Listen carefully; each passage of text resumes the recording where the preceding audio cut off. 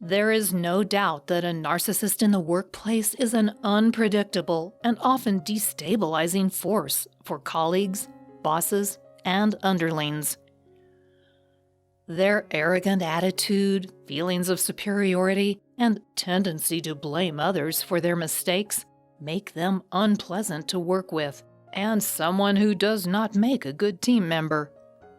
But they also frequently will strive to be successful if for no other reason than that they need the praise and adoration that comes with success.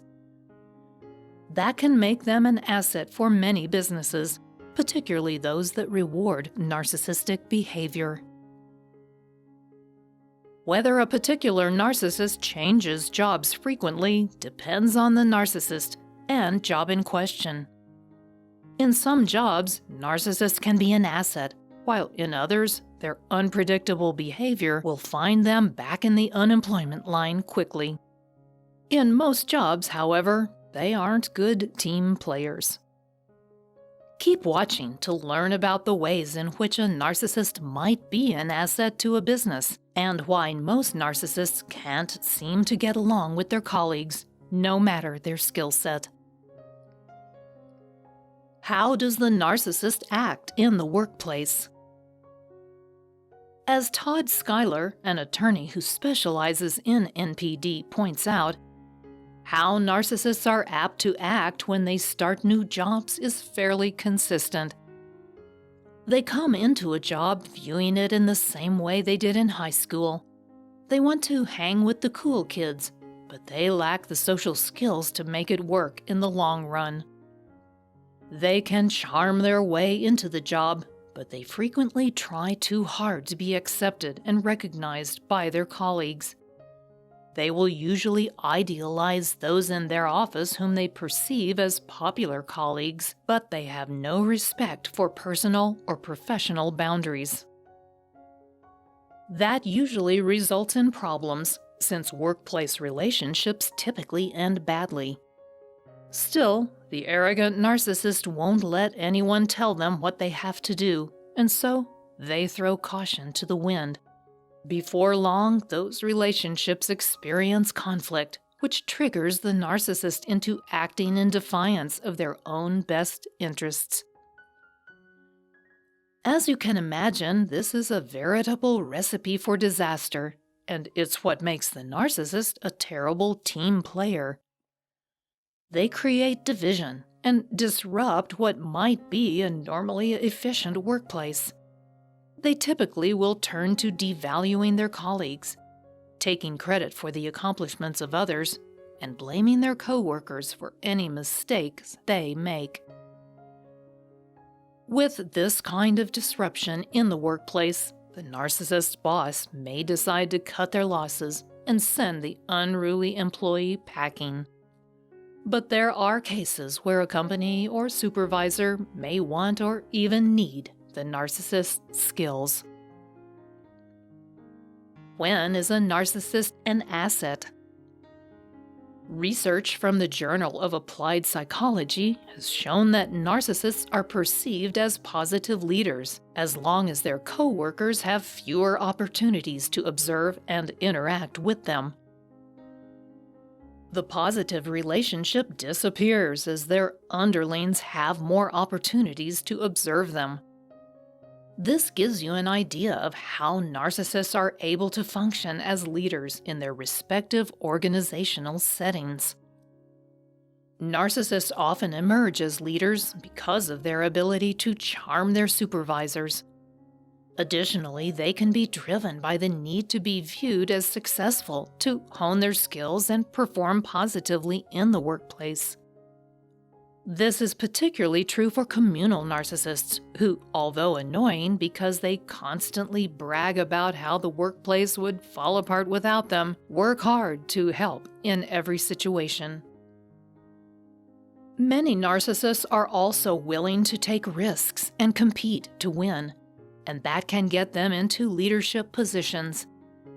They will drive their workers relentlessly because they see their performance as a reflection of their own abilities, but this can mean they get the job done. That's something upper management likes to see. Narcissists in the workplace may also admire their own supervisors and aspire to be like them. Toward that end, they will work to please them so they can receive their praise, and that praise often comes with a promotion. How should you manage a narcissist you can't fire? When you have a narcissist in your company who is performing well despite conflict with coworkers, you might want to keep them on, but you need to find a way to minimize the conflict. One of the best things you can do for that is to try to limit their contact with coworkers. You can always appeal to the narcissist's ego by making them feel as though they are special and entitled to work by themselves without distractions from others who don't perform as well. If they feel as though their working alone is a reward rather than a punishment, that will feed their ego and help them accept that condition. When they do something good, be sure to praise them exuberantly for their work. This is the narcissistic supply they crave. If you can prevent them from having authority over anyone else, that will be better, since they are likely to abuse anyone working under them.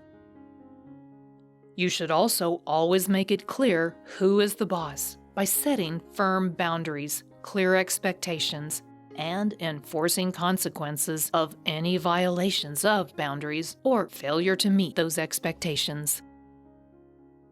It will be particularly important if they must work as part of a team to be clear about the chain of authority. There will be enough interpersonal conflicts because of the narcissist's personality problems without them believing they have authority over anyone on the team. As the supervisor, you will have to step up and keep that from happening. What should coworkers of narcissists do to minimize problems? If you're the coworker of a narcissist without any authority over them, you'll need to try and minimize your contact with them. If that's not possible, the gray rock method is a good tool for making yourself uninteresting to them. Gray rock means you strive to be an uninteresting gray rock by keeping any interactions with them brief and devoid of personal details or emotional reactions. Don't share anything about your personal life, likes, or desires, because they will use those against you whenever it benefits them.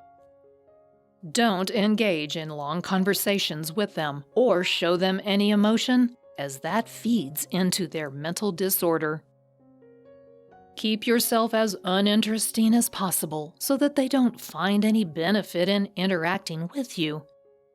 If they are your supervisor, be sure you understand your rights. Document every interaction in writing. Try to have witnesses to those interactions, and do your job to the best of your ability. You'll have to swallow your pride, because they will take the credit for your hard work. Finally, many narcissists do change jobs frequently, but some are able to perform well because of their need for adoration and admiration.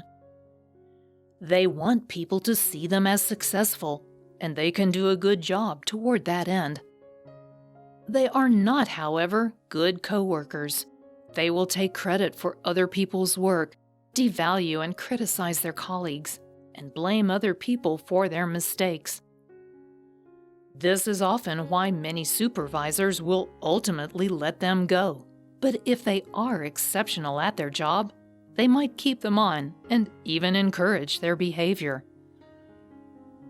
For coworkers, the best option is to be as uninteresting as possible to the narcissist, but supervisors need to make it clear who's in charge. That will make everyone's life a lot easier when dealing with the workplace narcissist. Now that you have a better understanding of how narcissists often behave in the workplace, you've got to check out this video about How to identify a narcissist with 3 simple questions. This is particularly critical for identifying narcissists during the hiring process. So go and watch that video next. Thanks for watching.